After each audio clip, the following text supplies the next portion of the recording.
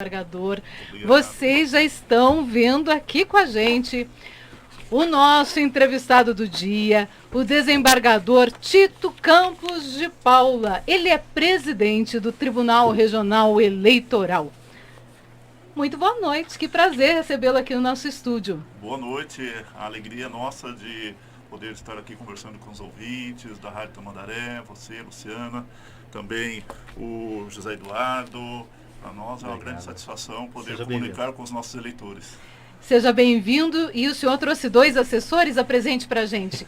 O assessor Valcir Mombach é o diretor-geral do TRE, que cuida de toda a logística, toda a parte administrativa do Tribunal Eleitoral do Paraná. E a Rubiane, que é da comunicação social. Foi com ela que eu falei. Tudo bem, Rubiane? Eu só vou pedir, José Eduardo, para você arrumar então o nosso microfone ali também para o diretor, porque se ele quiser falar alguma coisa e fazer alguma consideração, né, vai poder ficar à vontade também. Deixa eu aproveitar e dar boa noite para ele. Boa noite. Aproveitar que o microfone está na sua frente também para que você possa nos dar o boa noite. É um prazer estar aqui, mas o nosso presidente ele está inteirado de todos os assuntos. Não vai precisar pedir auxílio nenhum, nem de logística, nada. Espero.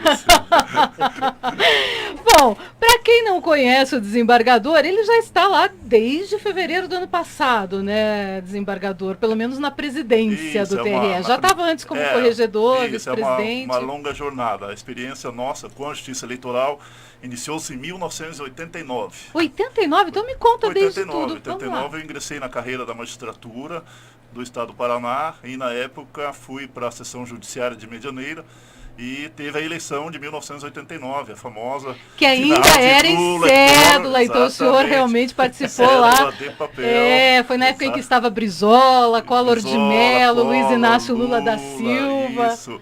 E eu tive a grata satisfação de presidir aquela eleição, na época lá em Medianeira, isso em 89. E de lá para cá, passei praticamente atuando em quase todos os pleitos eleitorais. Aí, 89 Medianeira, 90 eleição para governador em Coronel Vivida, 92 prefeito, isso. 92 eleição para prefeito em Ribeirão Claro, que é dificílimo uma eleição municipal num local com poucos eleitores, é a mais difícil de todas. Por quê? Porque ali o circo pega fogo mesmo, é aquela coisa direta, sabe? Então é um trabalho enorme para a Justiça Eleitoral nos municípios em que tem um número aí reduzido de eleitores. Em Pitanga, participei também do plebiscito, inclusive, na época da monarquia, república. Nossa, participei de plebiscito, participei de plebiscito para a criação de município de Boa Ventura de São Roque, salvo engano. E tinha época que tinha muito plebiscito para divisão de município, né? Que chegamos nos 399. E depois aqui em Curitiba fui juiz eleitoral também na segunda zona eleitoral, isso lá nos idos de 2003, 2004 aproximadamente. E agora, em 2018, como juiz membro substituto lá do TRE, atuei nas eleições, na parte da propaganda, na eleição de 2018. 2019 como corregedor e vice-presidente do TRE e agora, 2020, 2021, como presidente. Pois é, então vamos voltar lá na área de propaganda, né? É uma área bastante difícil também, né, desembargador? Porque, enfim, é muito... A gente sempre fica naquele limite, né? Até onde eu posso ir e até onde eu não posso ir. A gente que trabalha com eleição também do outro lado, no marketing, é complicadíssimo, né? A gente nunca sabe. E, por outro lado, tem também aqueles que resolvem fazer os materiais apócrifos, fake news e todas aquelas coisas. Como é que foi isso? A propaganda também foi uma evolução assim, enorme. Na nossa época, lá ainda de 1989, era material tudo impresso, tal, nem se imaginava, muito, né? Não se imaginava que chegaríamos aí na época da internet, na época do Facebook, de Instagram, de Twitter, das mídias sociais. E na eleição de 2018, a Justiça Eleitoral sentiu esse impacto e essa forte mudança em que hoje praticamente é o tipo de propaganda que prevalece e que com certeza decidiu aí a maior parte das eleições. A gente notou isso assim, nitidamente quando trabalhamos na parte da propaganda na eleição de 2018. Foi a que mais sentiu esse efeito das mídias sociais. Pois é, e mesmo aqui, né, no Brasil, a gente já começou a sentir esse reflexo, tanto que a gente acabou elegendo um presidente da República basicamente nas redes sociais. Eu digo a gente e o Brasil, né, obviamente. Praticamente nas redes sociais, mas não foi em debates que eram sempre decisivos de televisão. A televisão pouco contou nisso tudo.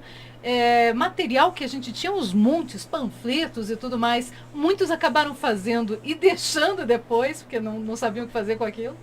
Né? Era um material que acabou sendo desperdiçado, e a poluição visual que a gente via, aqueles cavaletes na cidade inteira e tudo mais, acabou-se. Impactou até, inclusive, nos gastos com as campanhas. A gente pôde observar isso analisando as prestações de contas das mais variadas candidaturas, que muitas vezes candidatos que insistiram naquele método de propaganda tradicional, um pouco mais antiga, vamos dizer assim, às vezes gastaram bem mais e muitos sequer conseguiram se eleger, como deputado, estadual, federal, e etc.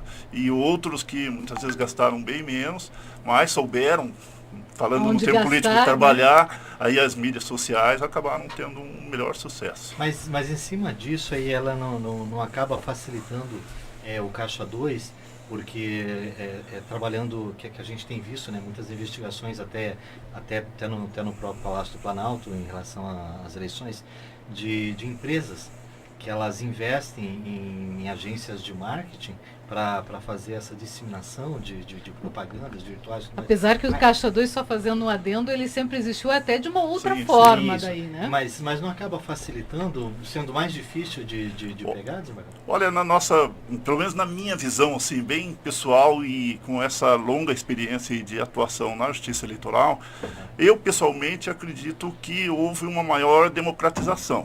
Por quê?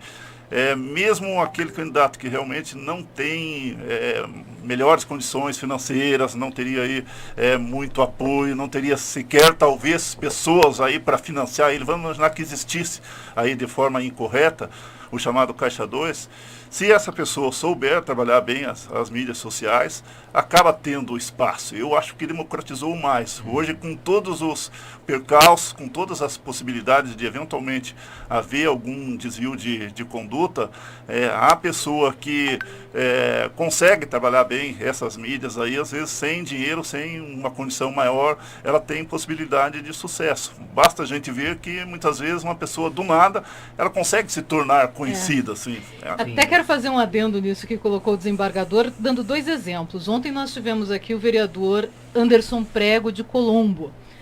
O Anderson Prego é um vereador sem recursos financeiros e que foi o vereador mais bem votado do município de Colombo. Em Curitiba, hoje, nós temos um representante das periferias da cidade, o Renato Freitas, que também se elegeu nas redes sociais. Então, a gente realmente, na minha visão, a gente acabou democratizando sim, e isso só tem a melhorar desde que a gente consiga combater esse outro problema que surgiu com as redes sociais, que é a fake news. As fake news é um problema, e eu digo que isso não é novo também. Por quê? Na época, eu volto à minha infância, eu vivi numa cidade de 10 mil habitantes, e lá acompanhei, quando eu tinha 8 anos de idade, 10 anos de idade, a primeira eleição, que foi uma eleição para prefeito. E já havia fake news, simplesmente era de outra forma. A gente ia dormir e de repente acordava no dia seguinte, com aqueles jornais apócrifos, cheio de panfletos debaixo das portas, tal, e soltava. Então, e hoje, como que se faz fake news? E a gente tinha aquelas campanhas publicitárias. Exatamente. Eu vou lembrar do Roberto Requião, ex-governador, me perdoe, eu sei que o senhor ouve, mas eu vou ter que falar, tenho que me lembrar da história do Martinez, né? Não tem como não lembrar do Ferreirinha, não é possível. Então, ficou famoso. Né? Se inventavam histórias para tentar ganhar as eleições realmente. Existia uma fake news diferenciada, mas ela chegava na porta das nossas casas de uma maneira diferente, né? Hoje parece que agora, uma fake news com te essa chama velocidade, com a velocidade muito do WhatsApp, isso aí, na minha visão, se combate de que forma? Preventivamente, através da cultura, da educação, falando sobre isso. No Tribunal Eleitoral, nós conseguimos criar no ano passado, está aí a Rubiane que esteve à frente desse projeto, nós criamos lá um projeto chamado Gralha Confere, em que quando a gente observava que uma determinada notícia, que na verdade quando é falsa, segundo o jornalismo, nem pode ser chamada de notícia. Não é notícia. E aliás, normalmente não sai do jornalista, não. Quando circulava do blogueiro X, do Y. Quando circulava um boato e que a gente já identificava de cara que aquilo não correspondia com a realidade, então essa equipe rapidamente, usando de todos os métodos aí científicos, fazia uma checagem e se constatava que aquilo realmente, desde que viesse também tentar atingir ali a credibilidade da justiça eleitoral, porque nós não iríamos tentar coibir fake news tipo de candidato para candidato. Isso aí cada candidato tinha que tomar lá a sua providência. Medidas judiciais. Isso. E dentro de um contexto aí bem razoável, nós conseguimos também ter um bom sucesso trabalhando. E o que ocorre? A justiça eleitoral, se nós fosse depender apenas do nosso site, das pessoas que acessavam, seriam poucas pessoas que tomariam conhecimento daquela correção que a Gralha Confere teria feito. Mas aí nós fomos atrás dos próprios meios de comunicação, conseguimos fazer convênios aí com a ERP, com várias entidades ligadas, rádios, TVs, próprias mídias sociais, em todos os lugares onde foi possível, mais de 50 entidades. Então, fazia a checagem, constatava que aquilo não era verdadeiro, repassava para esses parceiros da Justiça Eleitoral, e imediatamente também a gente conseguia atingir praticamente o Estado todo em poucos minutos, rebatendo. Nessas últimas eleições, aliás, o trabalho da assessoria foi interessante, inclusive nas listas de transmissão e grupos da própria imprensa, né, que facilitava muito a gente ter essa informação de uma forma rápida. Mas outra coisa que também foi interessante foi a criação do Pardal, que não foi nessa eleição, né, foi na anterior, mas que está cada vez mais fazendo com que as pessoas também sejam um pouquinho fiscais das eleições. Existem vários mecanismos aí em que a população pode entrar em contato para fazer as reclamações. No próprio TRE, o Ministério Público Eleitoral atua também de maneira muito forte, tem lá os seus canais, e o Pardal especificamente foi criado pelo Tribunal Superior Eleitoral e colocado à disposição da população para que fizesse aí as suas denúncias, para ser feito então as checagens, para ver se aquilo realmente era algum ilícito eleitoral, algum tipo de questão que precisasse da atuação da Justiça Eleitoral. O certo é que cada vez mais a população está se conscientizando e o papel da comunicação é imprescindível na Justiça Eleitoral. A Justiça Eleitoral ela não sobrevive sem essa junção aí com os diversos meios de comunicação. Eu sempre digo, é bem diferente você atuar na Justiça Eleitoral e você atuar como juiz, como eu sou lá no Tribunal de Justiça, como desembargador, porque lá no Tribunal de Justiça, ou o juiz de uma vara civil, de uma vara criminal, ele tem 95% de atribuição jurisdicional, de processo que ele trabalha, e sobra 5% de parte administrativa e de organização. Lá na Justiça Eleitoral é totalmente diferente, lá se inverte. Lá você tem 95% de trabalho organizacional e administrativo e sobra apenas 5% aí de parte de processo mesmo. Então, esse papel aí da comunicação é fundamental. Tem que ter, sair, conversar com todos os meios de comunicação, quem for para lá tem que ter essa consciência. E que bom, né? Que bom ouvir isso, principalmente num Brasil em que a comunicação tem sido tão execrada, digamos assim, né? Tem sido tão deixada de lado, pelo menos por parte do governo federal. Por falar em governo federal, como é que está esse debate? E antes do debate, eu quero saber sua opinião pessoal antes, né? Já que o senhor passou pelos dois processos. Como é que o senhor analisa o processo da cédula e do eletrônico? A cédula de papel para o voto eletrônico, na minha concepção aí com experiência de 32 anos atuando aí na Justiça Eleitoral, foi talvez a maior transformação que ocorreu na história da Justiça Eleitoral no Brasil, que vem desde 1932. Né? E por quê? o papel, quando você deixa ele na mão do ser humano, ele é passível de manipulação. Desde quando a cédula já estava sendo... Ele aceita qualquer coisa, como dizem. Quando ela estava sendo preparada, rubricada para ter validade, depois chegava à mão do mesário, quando ela era entregue para o eleitor, às vezes já existia na época o chamado voto corrente, que tem muita gente que nem sabe o que é isso. O voto corrente, mais ou menos como ele funcionava. O eleitor entrava na cabine de votação, recebia uma cédula oficial, assinada, rubricada ali pelos mesários, e chegava lá, só que ao invés dele depositar aquela cédula oficial dentro da urna de lona, ele colocava um outro papel qualquer e saía com aquela cédula rubricada para fora. Aí levava lá o cabo eleitoral, ou quem estava fazendo lá, entre aspas, aí, a compra dos votos, preenchia aquela cédula, fazia um xizinho lá no nome de quem ele queria realmente que a pessoa votasse, e o próximo eleitor entrava e depositava aquela cédula preenchida e saía com uma outra cédula em branco. E ali começava a corrente. Essa corrente, Isso. Né? Então, a manipulação da cédula de papel era onde dava margem para a maior parte das fraudes. E depois também vinha na contagem, na apuração. Votos, gente, era terrível. Eu lembro que eu trabalhei de fiscal em algumas na apuração dos votos, o que acontecia? Vinha lá, tinham 2 candidatos, por exemplo, a prefeito. Estava o voto em branco, porque alguém tinha depositado a cédula em branco, ou cédulas em branco em razão da abstenção, quando a pessoa não tinha ido votar, alguém disfarçadamente fazia um xizinho lá. Ia mais longe ainda, 2 candidatos a prefeitos. Alguém tinha votado no candidato A. Aí a pessoa que queria prejudicar o candidato A, ele fazia um X no B. E anulava o voto. Sabe? Isso porque o ser humano estava manipulando ali a cédula de papel. Aí quando chegava então na contagem dos votos, era outro problema. E os nomes, né? Os nomes, se valia, não valia. Tinha os montinhos lá, colocava 9 votos para o A, aí no último ele colocava 1 do B e cantava lá 10 votos para o B. E aquelas pessoas que têm dificuldade, os analfabetos. Na somatória, os analfabetos, tudo isso. E quando veio a urna eletrônica, a votação eletrônica, simplesmente não existe mais essa possibilidade do ser humano manipular a cédula física ali. Isso, apenas só por isso já eliminou praticamente em quase 100% a possibilidade de fraude. Agora, às 7 horas da manhã, antes às 8 horas da manhã, a hora se iniciar a votação, sai ali a zerésima, não tem nada nisso aqui, está tudo certinho. Vamos explicar, né? Porque as pessoas às vezes não conhecem. Aí, 5 horas da tarde, terminou a votação, aperta um botãozinho, imediatamente já sai ali, fulano, candidato A, tantos votos B, tal, tantos votos em branco, tantos ali, abstenções, tal, isso, aquilo.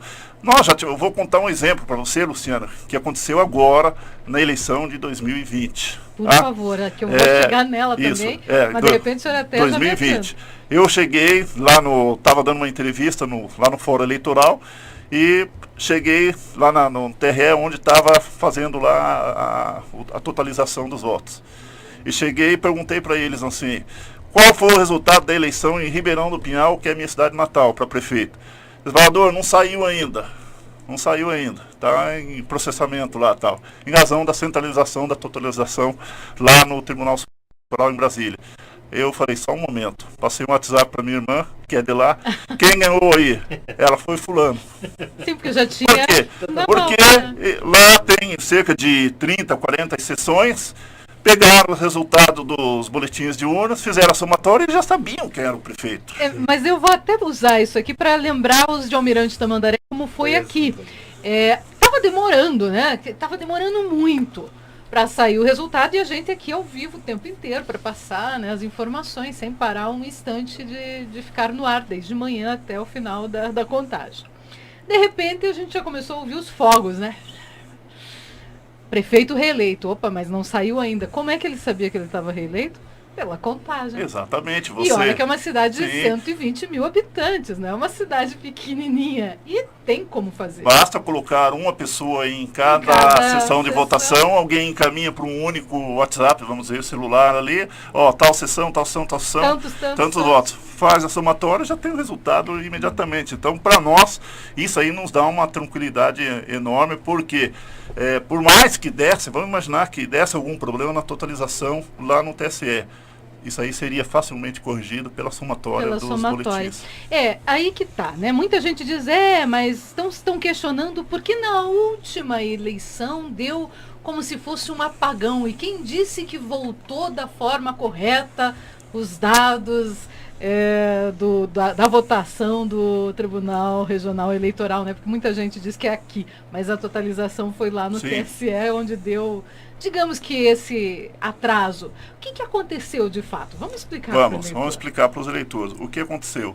Até a eleição de 2018, as totalizações eram realizadas pelos tribunais eleitorais. Eu lembro que a gente acompanhava lá dentro. Pelos tribunais eleitorais. Nós que éramos de rádio, a gente pedia a linha, fazia ao vivo de lá, era uma coisa. Então cada um dos tribunais fazia a sua totalização e a população aqui em Curitiba sempre foi vanguarda em termos de rapidez de divulgação de resultado.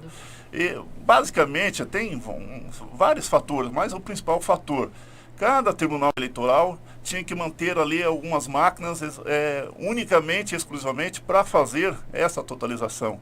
E tudo isso tem um custo, porque essas máquinas ficavam lá praticamente 2 anos paradas para ser utilizadas só naquele dia. Tá? Isso aí gastando manutenção e tal. Isso dos 27 tribunais. Foi onde o Tribunal Superior Eleitoral, por uma questão aí de economia, resolveu centralizar essa totalização. Ao invés de 27 máquinas ficarem trabalhando aí separadamente, então vamos fazer a totalização num único lugar e apenas uma máquina dá conta disso aí, porque em termos de capacidade é mais ou menos a mesma. E em razão, como foi uma experiência e pela primeira vez que o TSE fez essa totalização centralizada depois desse novo modelo, acabou dando esse tipo de problema, houve um acúmulo de informações que chegaram ao mesmo tempo. Imagina, no Brasil, nós participamos no ano passado, na eleição 2020, 130, quase 140 milhões de votos chegando ao mesmo tempo. Mas, por outro lado, nós tínhamos essa tranquilidade. Ainda que desse um apagão, que desse alguma coisa, nós teríamos os boletins ali eletrônicos e físicos também que foram impressos para fazer essa totalização e corrigir qualquer tipo de erro. Muita gente que diz que, mas eu até tenho aqui alguns depoimentos para a gente passar aqui, mas antes disso, algumas pessoas dizem, mas não se faz auditoria, ninguém pede para rever o voto, mas se a gente for lembrar, no caso da Dilma e do Aécio lá atrás, teve recontagem através do sistema dos boletins de urna. Perfeito, os sistemas ficam gravados. Eu não sou a melhor pessoa indicada para falar nessa questão aí da informática. Aí nós teríamos que trazer o Gilmar aqui, que é o nosso técnico de TI, mas informações básicas que a gente tem, assim, tem várias camadas de proteção para que se inviabilize qualquer tentativa de fraude. Isso é colocado, é colocado à disposição. O Tribunal Superior Eleitoral, para ter uma ideia, ele de tempos em tempos, quando vai anteceder aí a realização das eleições, abre-se para que pessoas da comunidade brasileira se inscrevam para ir lá e testar. Eles chamam, inclusive, você que é hacker, vem aqui para você ver se você consegue quebrar o código-fonte aqui das urnas. E isso é colocado num outro lugar. Eu estava dando uma entrevista numa outra rádio e aconteceu isso aí também. Um eleitor ligou lá, todo bravo, todo desesperado, dizendo que aquilo era fácil de quebrar e tal. E o entrevistador que estava ali me entrevistando falou para ele, e ele ainda disse, o eleitor, olha, você nem vai colocar o meu comentário no ar, tenho certeza que você não vai colocar. E ele colocou, colocou e disse para ele, e lançamos um desafio para você. Se você quiser se é tão fácil de quebrar, você está convidado, então vai lá, a Justiça Eleitoral vai colocar à tua disposição lá uma urna eletrônica, pode ficar lá tantas horas, ver se você consegue quando quebrar. Quando o senhor quiser ficar. Então é feito. E esse trabalho tem Polícia Federal, tem Exército, tem mil instituições aí que podem ir, acessar e tentar fazer essa quebra. O senhor falou sobre o Exército, né? A pessoa que mais questiona, na realidade, tudo isso é o atual presidente da República, que, aliás, foi eleito através da contagem de votos da urna eletrônica. E aí eu fico me perguntando, né? Além de ter sido eleito por esses votos da urna eletrônica, existe toda uma fiscalização que é feita, inclusive, pelo próprio Exército. Aqui no Paraná é feito pela Polícia Militar, idas e vindas, né, com as urnas até os locais, todo esse cuidado que se tem com a logística, né, das urnas eletrônicas, e mesmo assim se tem tanta desconfiança.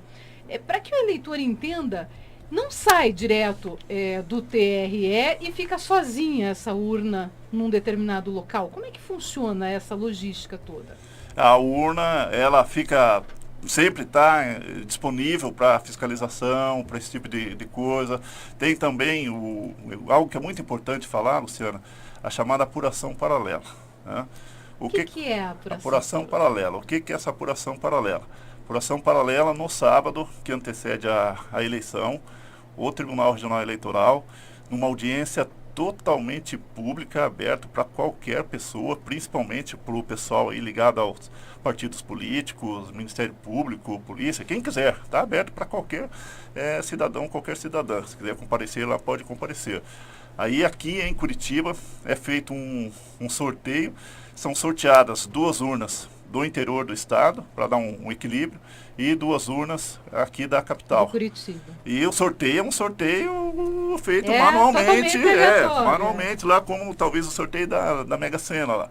E as pedrinhas, conforme vão caindo ali e tal, foi no ano passado, por exemplo, foi sorteado uma urna lá da região de Astorga, salvo engano, lá naquela região lá tal.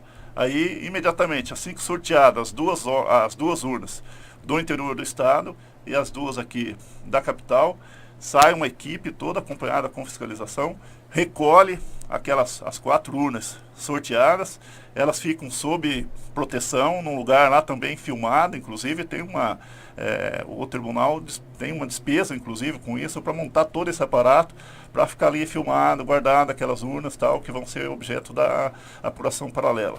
Sorteadas, identificadas, chegam aqui, vai de avião, de helicóptero para buscá-las. Alguém vai lá para fazer a votação em papel, as pessoas votam em papel, e no dia seguinte, daí no domingo, enquanto está transcorrendo as eleições, as pessoas vão repassando aqueles votos do papel para as urnas eletrônicas sorteadas. Para ver se está tudo ok. E no final, aperta o boletim e ela tem que conferir exatamente. E até hoje, que a gente tem notícia, sempre bateu a votação. Nunca deu nenhum tipo de problema. Então, essa é uma das garantias que nós temos, né?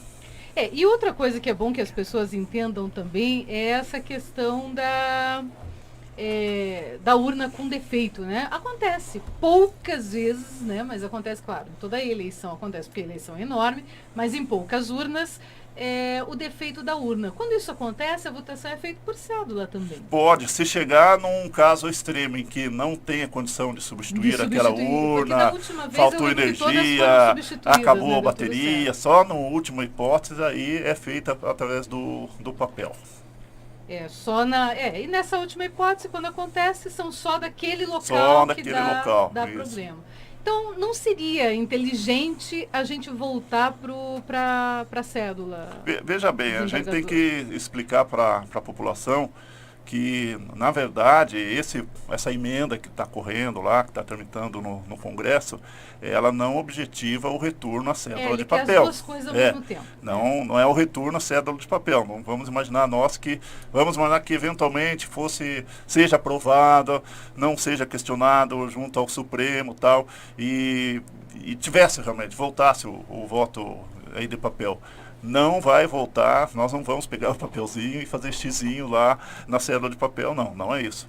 O que se cogita é que o voto seria eletrônico do mesmo jeito como ele é realizado hoje. A única diferença é que assim que termina a votação, a pessoa aperta o botãozinho, quando aperta o confirma, o voto é impresso, o voto que a pessoa deu ali é impresso, e aquele papelzinho, assim como esse papelzinho, quando a gente vai pagar lá o cartão de crédito, o cartão de crédito, você vai pagar, você quer imprimir ou não, a hora que você aperta, sim, eu quero, tal, aperta, vai sair o papelzinho, sairia com o resultado do voto, e vai para dentro de um recipiente, de uma urna, e ficaria lá para a necessidade de ser auditada ou não. Aí nós teríamos que comentar sobre isso. É algo assim, vamos dizer assim, extremamente trabalhoso. Vamos por partes, né? O Congresso pode aprovar? Claro que pode. Isso aí é a soberania. É constitucional? Eles podem fazer isso? Não é o TSE quem decide? O Congresso pode perfeitamente discutir, porque é uma matéria que, em princípio, não seria considerada aí uma cláusula pétrea da Constituição, aquelas cláusulas que não admitem mudança, em princípio. Então ele pode discutir isso aí.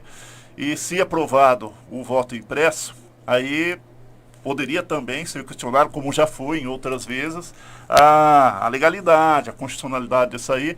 Aí o Supremo Tribunal Federal poderia eventualmente também dizer, não se aplica, não é o caso. Então tem essas duas hipóteses. Mas vamos imaginar que o Congresso aprove, teria que ter o voto impresso, né? E o Supremo também não coloque em xeque isso daí, não declara a inconstitucionalidade, aí viria a parte da logística, né?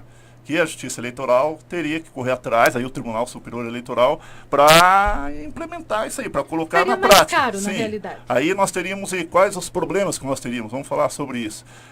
Nós temos hoje, no Brasil, são utilizadas aproximadamente 550 mil urnas eletrônicas.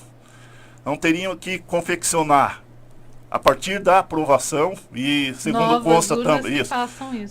E segundo também a gente entende, se fosse aprovado, teria que obedecer o chamado princípio da anualidade, um ano antes, para poder valer para a próxima eleição.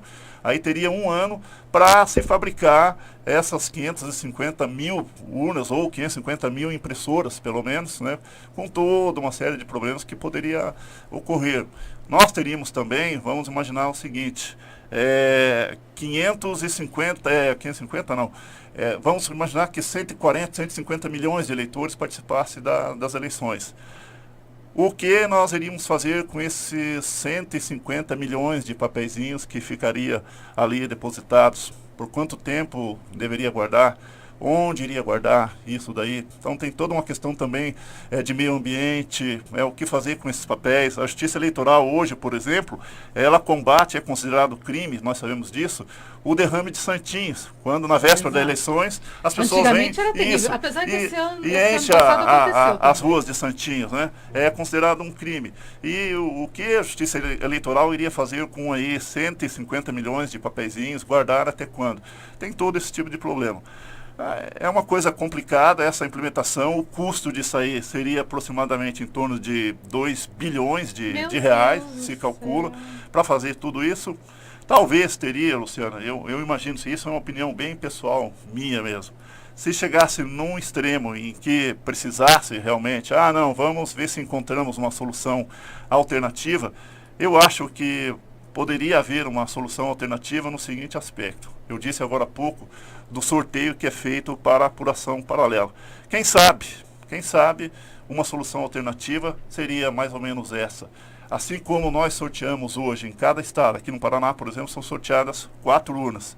Essas urnas sorteadas, só nessas urnas sorteadas, seriam colocadas lá as impressoras, e para nessas urnas, então, ser feito o voto impresso, e apenas essas 4 urnas, por exemplo, no estado, seria objeto ali de apuração dos votos impressos, para fazer essa conferência que tanto pede. A urna tá okay. Através de um sorteio, assim como se sorteia lá a Mega Sena, faria um sorteio, e essas sorteadas, sabe, seria uma espécie de alternativa aí. O que eu vejo nisso, é uma opinião minha, o que eu vejo nisso aí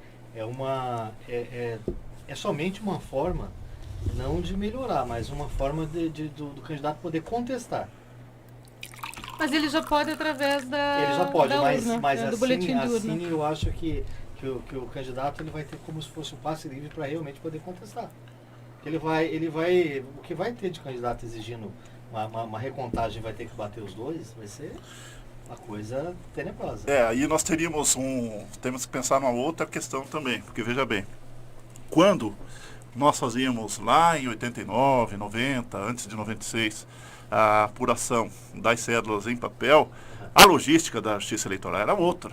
Porque, além dos mesários, que são aqueles que trabalham ali durante o dia, lá nas sessões de votação, dos colaboradores, nós tínhamos também um exército de pessoas que entravam em atuação depois, que era o exército formado pelos apuradores, que aqueles que iam apurar, fazer a contagem.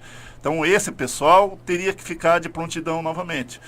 Hoje, só no Paraná, para ter uma ideia, na eleição de 2020, nós contamos com um total de aproximadamente, entre mesários e colaboradores, 115 mil pessoas. 115 mil. Dessa outra forma, ia ser dessa outra forma, nós teríamos que ter muito mais gente, e é o que você falou, se todo mundo resolver contestar ali e pedir a recontagem, vamos ter que ficar contando papelzinho por papelzinho ali e tal, já voltaríamos àquela época em que às vezes demorava-se uma semana para saber qual seria a composição da Câmara de Vereadores de Curitiba. Terminou a eleição no Peru, Isso. lá, e foi lenta pra caramba a apuração, porque ainda no modo arcaico. O Brasil, na verdade, está à frente nessa questão da velocidade, né, das eleições. E nós temos aí, fala-se nos Estados Unidos, por exemplo, né? Estados Unidos admite o voto por correio, Estados Unidos, mesmo na contagem lá, tem muitos lugares em que é feita a cédula de papel, mas depois quem faz a contagem não são pessoas, eles passam por aquelas máquinas, tipo essas máquinas que corrigem gabarito de vestibular. Você tira não quer que seja contado de forma eletrônica, seja feita a apuração, mas você entrega para uma outra máquina fazer lá daí aquela leitura igual se faz na prova aí de vestibular nos gabaritos. Então são uma série de fatores. O Senado Federal fez agora recentemente, inclusive, disponibilizou um link em que você faz a votação se você é a favor ou contra o voto impresso. E de que forma você faz isso? De forma totalmente eletrônica. Não tem outra forma. Você entra lá e qual que é o e-mail que você vai identificar para dizer que você não está votando duas vezes? Um e-mail, disponibiliza um e-mail. Você pode ter 500 e-mails. Nós temos hoje na Justiça aqui estadual do Paraná, no TJ, o TJ arrumou um programa hoje para as nossas eleições. Antes a gente ficava lá o dia inteiro para votar, para escolher quem seria o presidente do tribunal, o vice, corregedor, tal, toda a cúpula diretiva do tribunal. Aí nós fomos brigando, meu Deus, a gente fica aqui o dia inteiro perdendo tempo, 120 pessoas paradas, poderia estar produzindo, vamos arrumar outro meio de votação. Até que, agora na última eleição que tivemos, foi implantado o sistema eletrônico de votação. Hoje a gente vota de casa. Escolhe a cúpula diretiva. E eu acho que ainda um dia nós vamos chegar num ponto desse em que nós vamos ter um outro sistema muito mais avançado ainda de votação. Eu acho que ainda nós vamos chegar nesse tempo. Que aconteça, né, desembargador? Bom, eu vou parar um pouquinho para começar a ler aqui algumas questões que estão nos enviando. Vou colocar no ar também algumas afirmações feitas por autoridades e a gente vai conversando enquanto isso. O Tiago Costa, gente, podem me mandar os questionamentos através do telefone, é mais fácil ligar para cá se quiser, ou pelo WhatsApp 3537-9807, se você estiver fora da Grande Curitiba, é o 41 na frente, 3537-9807 é o WhatsApp. O Tiago Costa, ele é de Curitiba, ele faz uma série de perguntas aqui, eu vou fazer aos poucos para o senhor. Ele diz: olá, boa noite. Minhas dúvidas com respeito à urna são as seguintes. Principalmente, por que não ter o código fonte aberto? Essa eu acho que é muito técnica. É bem técnica. Eu teria que debater isso aí com o Gilmar. Se ele quiser, nós marcamos o encontro dele com o Gilmar lá no Tribunal Eleitoral. Com todo prazer, o Gilmar responde isso daí para ele. Olha, Tiago, eu entendo que realmente para o presidente é técnico demais. Então ele diz que o Gilmar pode te responder. E ele diz assim: com a falta de transparência, não é mais fácil auditar se há ou não manipulação do resultado? Hoje o conhecimento de todo o processo está na mão de poucas pessoas, diz ele. Ele é técnico em TI. Ele é técnico de TI.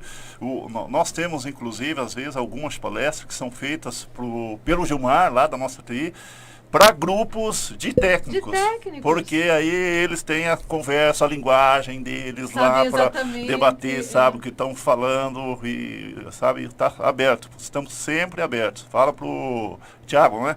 Fala pro Tiago, está aberto o TRE para ele lá conversar com a nossa TI, quem sabe eles disponibilizam até as urnas lá para ele fuçar lá e ver o que Tiago, é uma boa estratégia, ó. Ficam as urnas abertas lá para você e até depois nos contar, né, como é que foi e tudo mais, contar essa experiência aqui para ele. Eu já vi entrevistas de pessoas que participaram de testes, viram uma vulnerabilidade, mas não deram mais tempo para testar e realmente verificar se era vulnerabilidade mesmo ou não. Novamente, porque o código era fechado. E ele disse, se o problema do voto impresso é o pedido de recontagem, então temos um grande problema, pois parte disso aí mesmo, que quer dizer que não se pode duvidar de nada.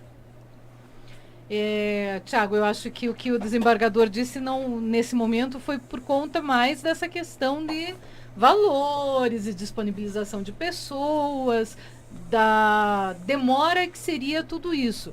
Não exatamente pelo fato da auditagem, né? Não é pela auditagem, é o chamado aí custo-benefício, né? Haveria uma dificuldade enorme para algo que desde 1996 até hoje a gente não tem nenhuma notícia de que tenha havido esse tipo de fraude, né?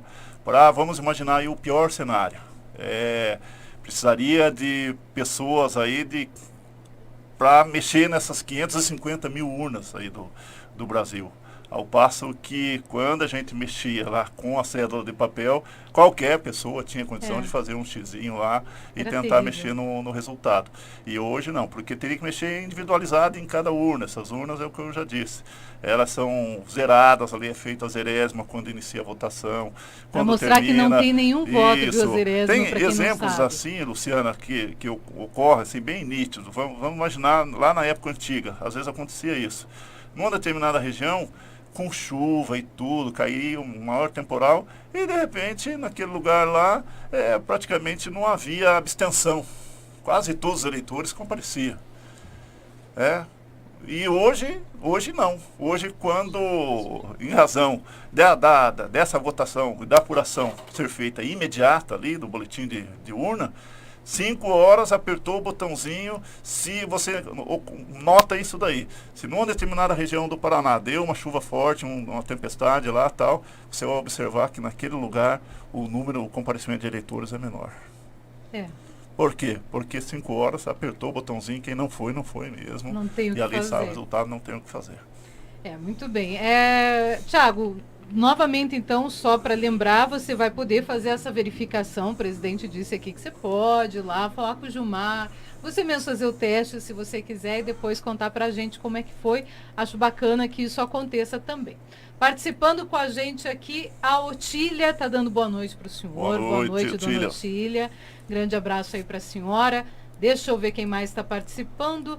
Através do Twitter, eu tenho aqui algumas participações. A Ellen, ela é de Curitiba também. Deixa eu só voltar porque ela também fez várias questões aqui.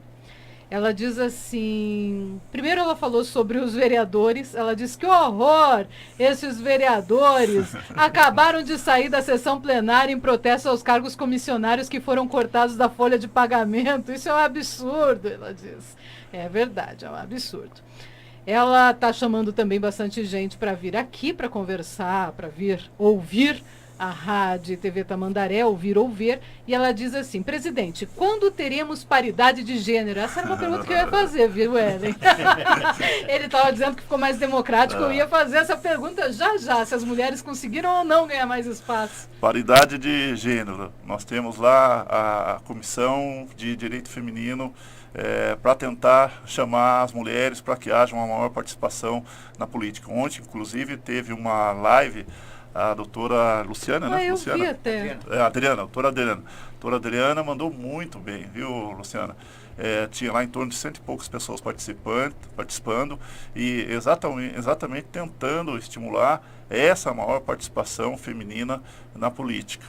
Já é um problema, porque poucas mulheres se candidatam. Porque hoje tem a história lá das cotas, dos 30%, mas muitas vezes esse 30% acaba sendo figurativo, às vezes aquela história das candidaturas femininas laranja, e a Justiça Eleitoral não quer nada disso. O que a Justiça Eleitoral quer é que haja cada vez mais a participação da mulher na vida pública brasileira, porque, assim como no Paraná, no Brasil todo, a média é de 52% do eleitorado é feminino e 48% masculino. Tá? E quando você vai observar isso aí nas câmaras de vereadores, nas prefeituras, Assembleia Legislativa, Câmara Federal, Senado, o número de mulheres é bem inferior, salvo engano, chega em torno de, no máximo, 15%, onde elas estavam comentando. E a gente sonha que realmente um dia haja essa paridade. Mas para isso, Dona Otília, e a Ellen, né, também que está falando aí, precisa que as próprias mulheres tomem essa iniciativa e partam para a luta. Elas é que vão conquistar esse espaço, né? E a mulher levar essa experiência de vida que a mulher tem, que é uma coisa riquíssima, em que em muitos aspectos supera aí os próprios homens, e levar essa experiência para a vida pública. Elas são capazes e têm que acreditar nisso e ir em frente. É verdade, mas a verdade também é que muitas vezes os partidos políticos acabam minimizando essa importância das mulheres, né? É uma luta dentro dos próprios partidos. Isso, é terrível isso. Aliás, o Partido da Mulher Brasileira não tinha nem mulher dirigente. É a coisa mais absurda que eu já vi. O presidente era o homem. Era o Fabiano, gente, o que é isso, né? Enfim. A Ellen diz assim, presidente, a segunda pergunta. Quais são as verificações de segurança que são feitas dos candidatos? Como que o atual vereador do Partido Podemos de Curitiba, que fez ameaça de morte à noiva, foi permitido de participar das eleições, pergunta ela. Isso aí são questões que tem que ser verificado caso a caso, e a Justiça Eleitoral, a gente não pode falar do caso concreto, eventualmente surge alguma questão, nós temos que analisar, mas isso aí também a gente diz, de uma forma geral, né? Não para o caso concreto. É participação da sociedade, é informação, é os meios de comunicação, Ministério Público Eleitoral atuando, sabe? Aquilo que chegar lá para a Justiça Eleitoral, é dever da Justiça Eleitoral fazer as verificações. Exato. E ela pergunta se o senhor tem atualização do caso da cassação do vereador do PSL de Curitiba. Não tem. Caso concreto, não tem. Aliás, nesse caso, quem entraria é o Rodrigo, né? O Rodrigo Reis. Oh, Jesus. Deixa eu ver aqui. Ellen não tem ainda. Grupo Positivo pertence ao senador Oriovisto do Partido Podemos. E o Positivo vai fornecer 180 mil urnas eletrônicas para as eleições de 2022. Como é que fica? Aí vem a questão, não posso também, não ter informações sobre o caso concreto. O que ocorre é que a Justiça Eleitoral, no caso o Tribunal Superior Eleitoral, tem que seguir todas as regras de licitação, independente. Isso aí vai ter que seguir, se não seguir, hoje todo órgão público tem alguém que fiscaliza ele. Própria Justiça Eleitoral, nós temos lá o TCU, o Tribunal de Contas da União, que vive em cima de tudo aquilo que se faz. Se tiver alguma coisa incorreta, puxa uma orelha. E o TCU serve também para desmentir até o presidente. Aliás, né, hoje eu acabei divulgando isso numa lista que a gente tem da Rádio TV Tamandaré numa das nossas redes sociais. É um sistema no direito se chama freios e contrapesos.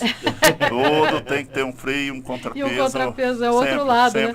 Mas eles assim disseram lá para mim, não, mas jamais o TCU iria desmentir o presidente. Eu falei, acho melhor o senhor Ontem numa rede um amigo meu colocou assim, nossa, TCU agora virou comunista.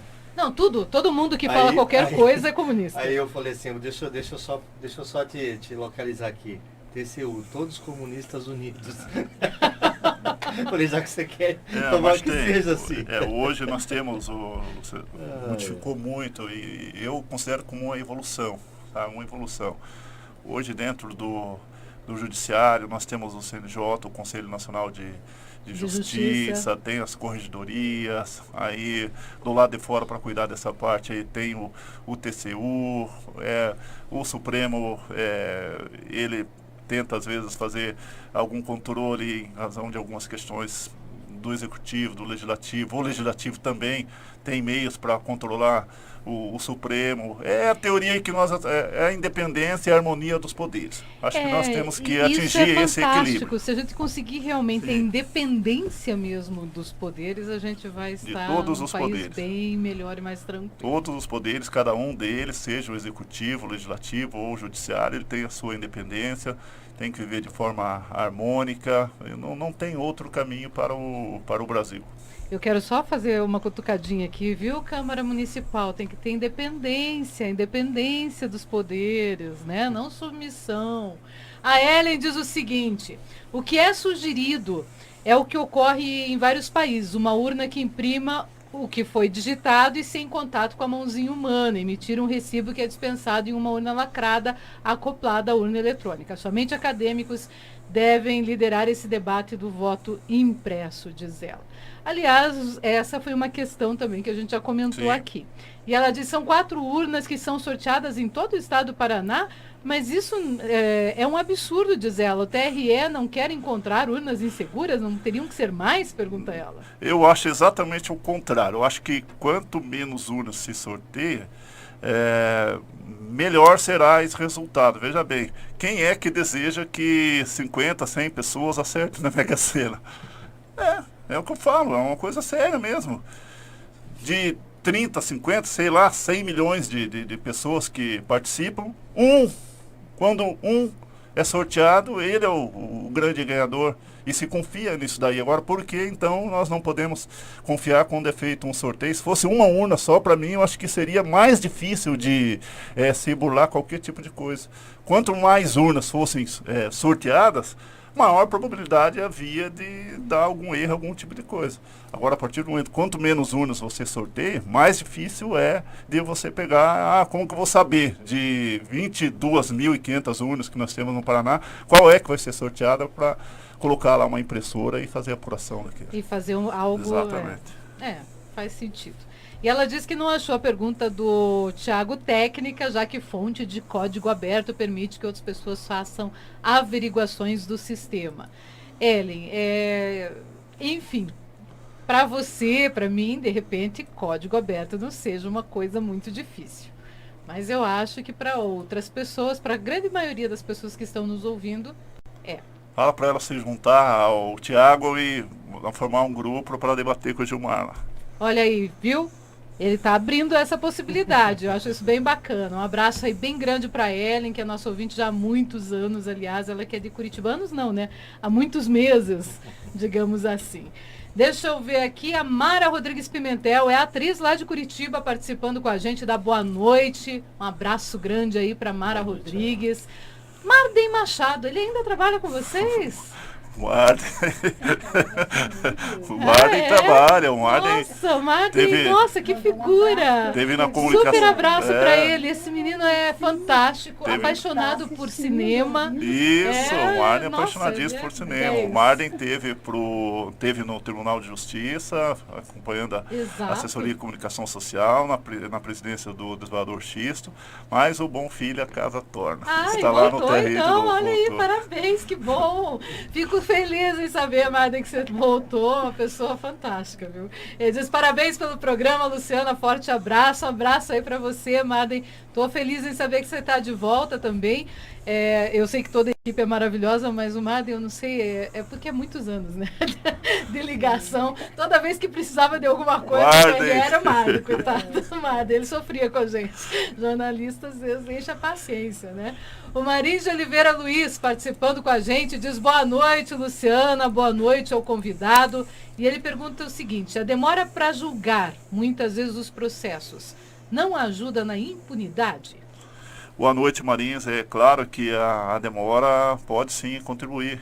E é por isso que, agora há pouco, nós estávamos falando desses sistemas que existem hoje de fiscalizações.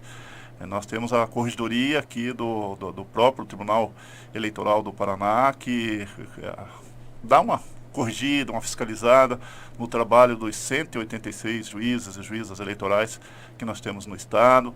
Nós temos daí a Corregedoria Nacional, que dar uma fiscalizada também no trabalho e dos processos, dos julgamentos dos tribunais eleitorais, e hoje a gente tem essa preocupação enorme de julgar no menor prazo possível, e estamos conseguindo evoluir muito nesse aspecto. Melhorou bastante? Bastante. Mesmo nesse período de pandemia? Não parou no período de pandemia, porque hoje as facilidades que os meios tecnológicos nos trouxeram. Hoje a gente tem condição de realizar sessões 100% virtuais, que são aqueles casos, nós temos os casos em que o advogado não pede sustentação, não pede acompanhamento, tal, e não tem muitas dúvidas também. Isso os juízes julgam totalmente eletrônico. E sobra aqueles feitos que tem participação de advogado, o advogado pede sustentação oral, pede acompanhamento, ou o próprio juiz, que é o relator do caso, ele entende melhor que seja levado numa sessão aí presencial, e hoje nós estamos fazendo a sessão híbrida. Uma parte, eu como presidente, eventualmente um ou outro membro, a gente participa diretamente do TRE, e os outros membros participam à distância por videoconferência, e os julgamentos não foram interrompidos em nenhum mês sequer, desde que iniciou a pandemia em março do ano passado. Para você ter uma ideia, na sessão de, acho que quinta-feira passada, se não estou enganado, a gente começou os julgamentos às 14 horas, e só concluímos às 21h55. Meu Deus Quase 10 horas da noite. Aliás, se alguém quiser assistir os dias de julgamento, entra no YouTube do TRE e tem condição de assistir ao vivo as sessões que são realizadas. Olha lá, isso é bacana, até interessante de assistir mesmo. Eu que tô craque em CPI, para mim tem que ser mesmo. Estou assistindo todas. Eu queria aumentar a experiência lá do Eduardo. Não vai ter coisa que não saiba de debater. Depois eu tenho como argumentar, né, falar. Aí a moda agora é a CPI, né? É uma grande experiência. Eu normalmente chego para ele e pergunto o que deu na CPI. É mais fácil perguntar do que... Ele faz um resumo. Mas às vezes dá vontade de desligar a TV, porque não tem condições. Os caras brigam muito. Isso é normal. Por que no período eleitoral é tão rápido o julgamento? No período eleitoral, a rapidez é exatamente em razão, e principalmente agora, em que esse período eleitoral ele se encurtou, né? Hoje são 45 dias. 45 dias. Então, uma questão, nós começamos falando aí de propaganda, né? Que envolve uma propaganda, alguma coisa que vai entrar no ar, que não tem, se demorar, perde o objeto, perde o efeito, então tem que ser de imediato.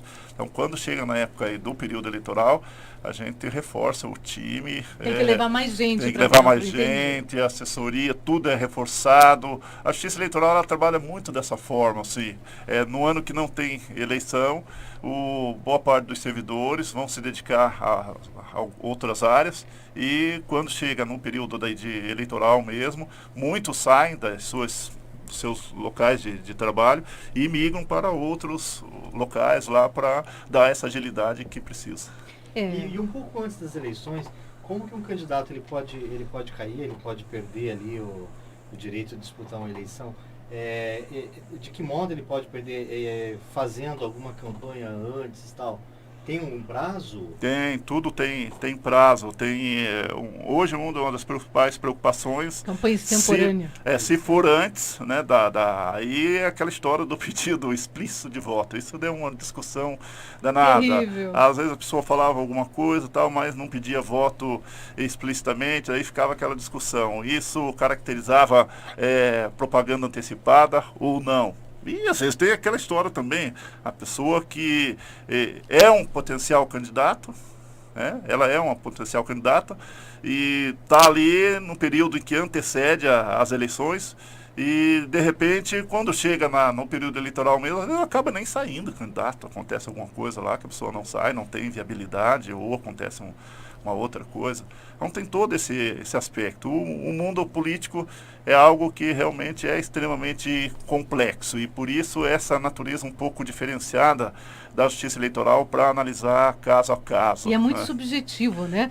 Porque eu lembro que a gente fazia e travava brigas homéricas com os advogados sempre, o marketing com os advogados de campanha, Porque não tem como vocês não travarem a briga, porque o advogado sempre imagina o que pode acontecer. Isso, né? Nós tivemos um caso agora recentemente em que se discutia que a pessoa ele não pediu o voto explicitamente. Teve uns que pediam antes, antes do período. Não, peça o seu voto, tal, não sei o quê. Caracterizou propaganda antecipada e havia a punição. E outro veio lá, não, eu conto com seu apoio. Apoio... Pode ser apoio tem gente que promete apoio e não apoia coisa nenhuma, não vota e tal. É complicado, tem né? Tudo isso, Uma questão de semântica. Sim. Tem gente que aparecia em rede social, alguma coisa, e ele falava, eu não estou pedindo, são as pessoas que estão pedindo. Estão pedindo. Eu não estou fazendo nada.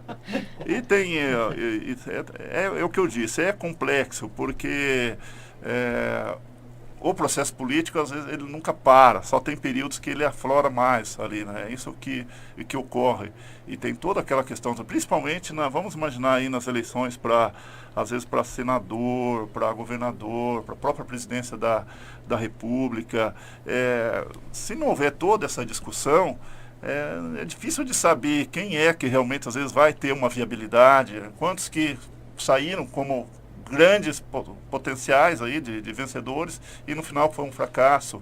Outros saíram como potenciais fracassados e acabaram se saindo bem.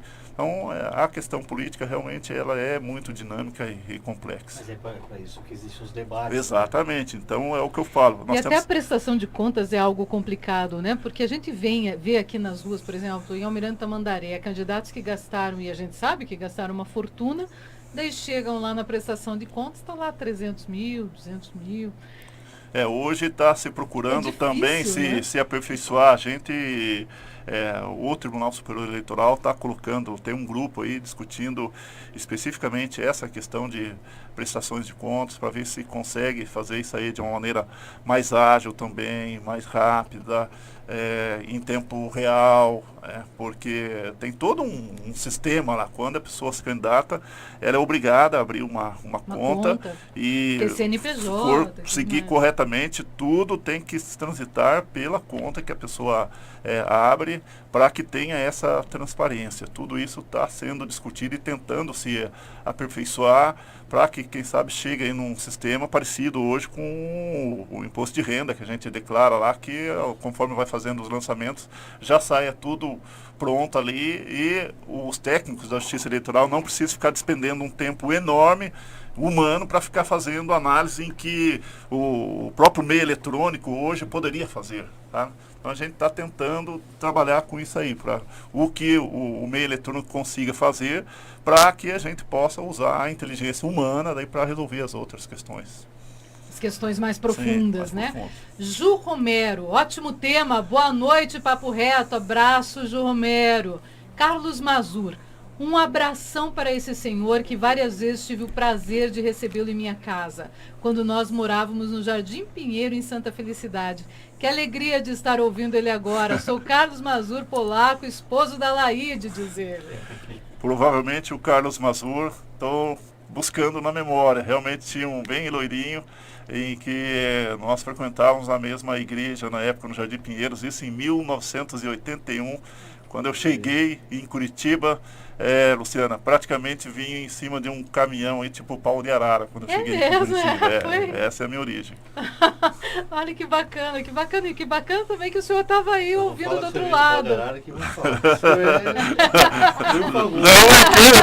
quero que o senhor seja chamado comunista aqui.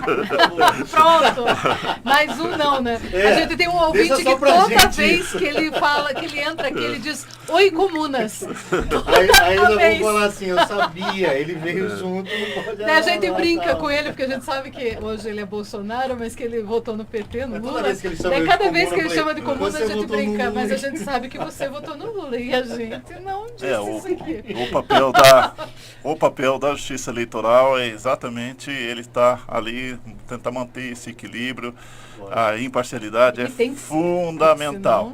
Senão, aliás, né, fica tão ruim quando um juiz que enfim, é balizador e tal, dessa imparcialidade acaba o que nós sendo hoje, colocado como parcial, né? Aí, mais em cima disso mesmo, o que a gente está vendo na PGR hoje, o que está acontecendo ali é uma coisa horrorosa, uma coisa absurda, que é um advogado de luxo, né?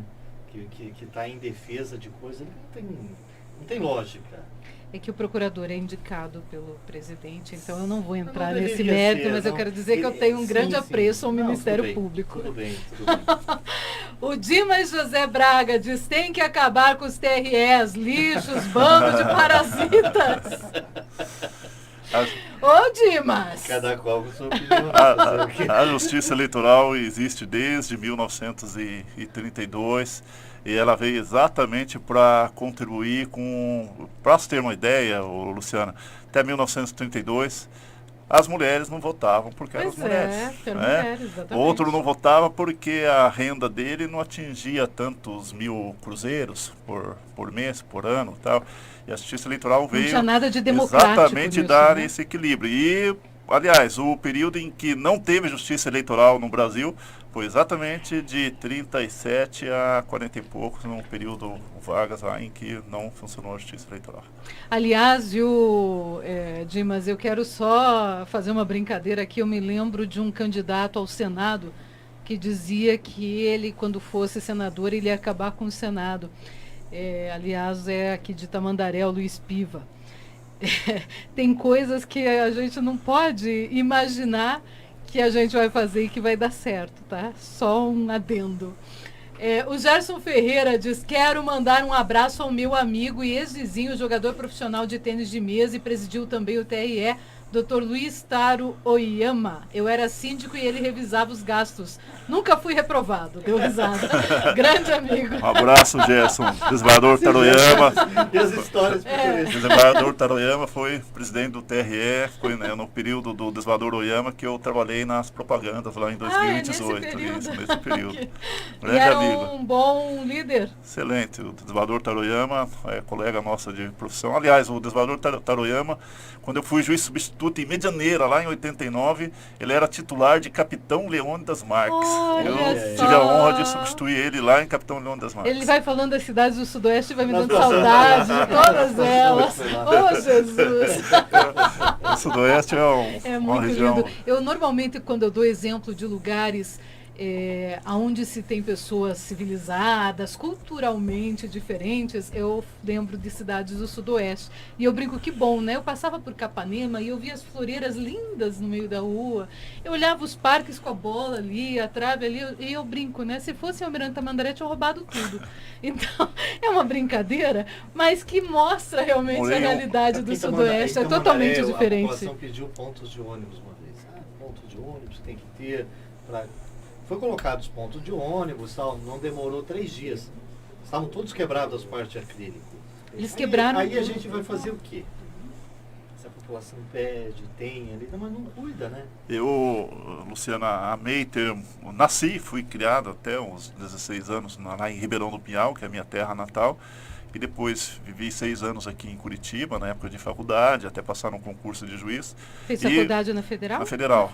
E retornei, depois vivi mais 6 anos peregrinando aí pelo Paraná. Medianeira, Coronel Vivida, no Sudoeste, Ribeirão Claro, Pitanga, Foz do Iguaçu, até retornar a Curitiba. E eu sempre digo, é obrigatório a pessoa que pretenda ser juiz ou juíza tem que ir para o interior do estado, para as cidades pequenas, para saber como é o estilo de vida nessas pequenas cidades, para ele ter essa experiência, se um dia chegar a ser um desembargador, vir trabalhar num tribunal, ele ter essas 2 formações. Aquela da cidade pequena, lá da Salto do Lontra, já que você ama o Sudoeste, né? E para saber decidir os casos quando ele chegar aqui em Curitiba, o dia que se falar de um lugar pequeno, como é a vida, como é a agricultura, tal. Isso é fundamental. Eu acho assim, ainda que por um período relativamente curto, mas é importante para a vida daquele que quer ser juiz ou uma juíza.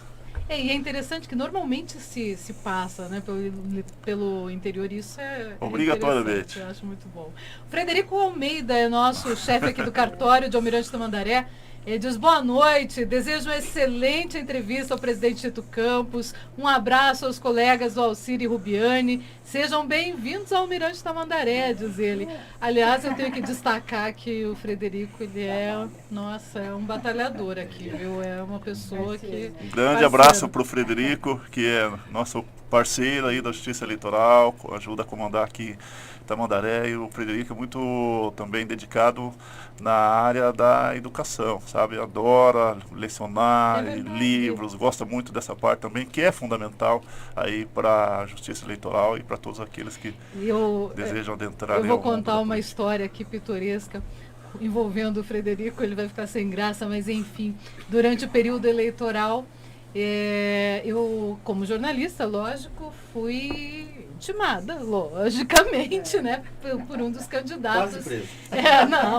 Por um dos candidatos em Almirante Tamandaré. Ele gostaria, é verdade, mas não, lógico que não. E aí ele tinha que me intimar, né? E tadinho, ele sofreu para vir aqui me intimar. Ele disse, Luciana, me desculpa, mas eu tenho que fazer o meu papel, né? Eu falei, você vai fazer isso muitas vezes, então pode ficar tranquilo, não tem problema nenhum. E dei uma intimação para ela ao vivo. Recebeu uma intimação ao vivo. Mas fique tranquilo, isso vai acontecer várias vezes. Ele, você não vai ficar bravo? Claro que não, né? Faz parte. O nosso trabalho, sou jornalista, corre esse risco. O nosso trabalho. Mas é uma grande pessoa. Carlos da Palma. Grande abraço para o professor Carlos, ele é o diretor aqui do CEP Teodoro de Bona. Está dando boa noite, professor. O Marinho de Oliveira Luiz diz... lá na Triolândia, Curitiba, de Pau de Arara, é longe, deu risada. Triolândia! Tinha o Roque, que trabalhava na rodoviária de Ribeirão do Pinhal, ele dizia assim, 4 horas da tarde, saiu o ônibus para Ibaiti. Vai sair o Triolândia, Vassoural, Paulistinha, Vila Guaí, Ibaiti. É por isso que ele falou. Muito boa! Eu já imaginei aqui. Ele deve ter falado bem igualzinho, né? O João Miller, ele é o coordenador aqui da Defesa Civil. Ele diz o seguinte: boa, papo reto, informação em tempo adequado e com imparcialidade, com igualdade de assunto sendo debatido e trazido à tona por quem sabe o que é e como é que deveremos aprender e fazer valer cada voto. Um bom programa e uma ótima entrevista. Obrigada, João Miller. Grande abraço aí para você. Agora, essa é uma coisa interessante, né? Saber valer o voto. Como tem gente que vende voto ainda hoje? Ele descreveu, o João Miller, né? O João Miller, ele, de uma forma bem simples, ele descreveu o artigo 14 da Constituição Federal, da Constituição do nosso país. O voto universal, direto e secreto, com valor igual para todos. Então, isso é universal por quê? Eu disse, lá em 32 ele não era universal. Mulher não votava, determinada renda não votava, para alguns. Ele é direto, porque o voto não admite procuração. A única coisa que no Brasil que praticamente não dá para você fazer por procuração. É você que tem que ir lá e votar. Por que ele é secreto? É outra discussão enorme. Ele é secreto porque o dia da eleição é o momento único, ele pertence ao eleitor. Por mais bombardeio de informações, de pressões, de tudo quanto é coisa que o eleitor recebe até a véspera da eleição, no dia da eleição, ele vai lá e quando ele está lá, ele e o tecladinho da urna, é ele e a sua consciência. Ele vai votar em quem ele quiser, né? Então isso é a maior conquista que o Brasil teve, e aí com valor igual para todos, ou seja, o valor do voto, daquele que está recolhendo o lixo na rua e do aquele que é o candidato a presidente da República, é exatamente o mesmo valor. Então nisso daí é que consiste a beleza da democracia e dali é que surge a chamada soberania popular, né? O artigo 1º da nossa Constituição, ele diz: o Brasil é uma república federativa, fundada no Estado Democrático de Direito e tem como fundamentos. E daí cita, o primeiro fundamento é a soberania. O que é soberania? Vem da palavra soberano, que significa poder. Então, o voto é o poder e o eleitor não deve abrir mão nunca por nada deste mundo vender o seu voto, porque é com o voto que a gente muda o destino de um município, de um estado, de um país, é que garante a nossa liberdade, porque vida sem liberdade não é vida. Eu vou citar bem rapidinho para o senhor aqui o que aconteceu aqui em Almirante Tamandaré de um candidato, amigo nosso, que depois da eleição nós estávamos aqui na frente aqui e tal, e ele estava passando. Aí eu falei, vem tomar um café com a gente aqui. O nome dele é Madruga, o nome dele. Aliás, ele está ouvindo. Isso. É Marcos Alves. Ele veio tomar um café com a gente aqui. Eu falei, tá indo onde, Madruga? Ele falou, estou indo devolver o resto do meu dinheiro da do repasse do fundo partidário. Estou indo devolver. Porque gente, eu nunca vi isso acontecer, foi a primeira vez. Eu recebi R$1.500 coisa. e eu precisei gastar apenas 800. Uma coisa assim, 800 ou 700. Eu não vou usar o resto, não preciso, estou indo devolver. Falei, gente, a humanidade tem salvação. Que exemplo do Madruga, né? Isso realmente isso deveria ser o gesto de todos. E a gente sempre... Ele foi muito bem votado na cidade. Que legal. Eu sempre tenho dito isso, que principalmente agora, em que a campanha eleitoral está sendo financiada com o dinheiro público, com o dinheiro do contribuinte, eu lembro do exemplo da oferta da coleta da viúva pobre lá da Bíblia de Jesus Cristo. É o centavo do cidadão que pagou um tributo, então tem que ser tratado com muito cuidado, com muito respeito, cada centavo que se gasta aí numa campanha eleitoral. E o Madruga fez isso, eu até brinquei ele como exemplo, que ótimo várias exemplo. vezes aqui. Então, eu até brinquei aqui uma vez que, infelizmente, o que aconteceria com qualquer outro candidato a vereador é, Luciana, você tem uma agência, né? Você não pode fazer aí uma nota fiscal para mim no valor de tanto? Corrupção na certa, né? Seria isso que a maioria teria feito. Ele chegou na maior humildade do mundo e falou aquilo que a gente queria ouvir, né? Tô indo devolver o que sobrou. Isso renova as nossas esperanças. Nossa, nem fale. É outra coisa. O Thiago está dizendo o seguinte, olhando de fora, os partidos políticos parecem ser locais extremamente machistas e patriarcais. O que o presidente quer dizer que é mais difícil dar um falso positivo? Quantas urnas aproximadamente temos no Paraná? E qual o melhor canal para entrar em contato para saber sobre esse assunto das urnas lá no TRE depois? Nós temos no Paraná aproximadamente 22.500 urnas que são utilizadas nas eleições. E ele pode entrar em contato lá no TRE e falar com o Gilmar de Deus da TI, que nós vamos encaminhar. O Thiago vai conversar com o Thiago lá. Pode, se quiser, liga lá para qualquer número do TRE, qualquer canal, para comunicação social.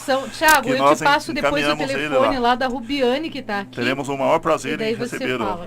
Fala com ela e agenda. Já são 7h54, o tempo voa aqui, já acabou nossa entrevista, mas eu quero deixar agora o microfone aberto para suas considerações finais, presidente. Obrigada, muito obrigada mesmo por ter aceito o nosso convite. Nós é que agradecemos essa oportunidade, porque, conforme eu disse, a comunicação é essencial para a justiça eleitoral. Ela não sobrevive sem isso, porque ela sempre tem que estar conversando com a sociedade, seja através de uma rádio comercial, uma rádio comunitária. Teve lugares em que nós fomos em que lá nenhuma rádio chegava naquele local e a gente precisava conversar com a população.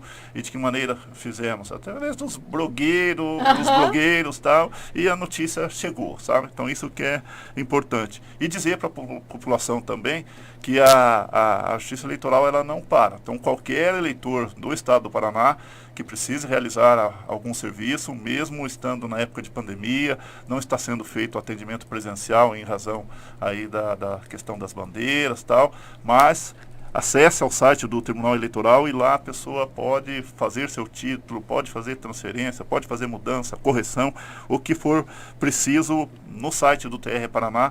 Ele encontra todos esses dados, tem o balcão virtual, a pessoa hoje consegue... Dá pra fazer tudo dá para fazer eletronicamente. Tem também em último caso aí, se a pessoa tem dificuldade, tem um 0800 640 8400 e assim por diante. Então, a população do Paraná, que aliás hoje é um número aproximado de eleitores que o Paraná tem, de 8.150.000 eleitores que o estado do Paraná tem. É muita gente. É muita gente. Então é uma multidão, é uma organização bonita, já estamos trabalhando, já preparando para as eleições de 2022. Pois eu imagino que essa eleição vai ser tenebrosa, gente. Vamos esperar para ver. Essa é a nossa mensagem que a gente deixa aí para todos os eleitores do estado do Paraná, que a Justiça Eleitoral está sempre atenta e o nosso único objetivo é trabalhar para que chegue esse dia, esse momento mágico que eu disse que é o encontro do eleitor com a sua consciência lá diante da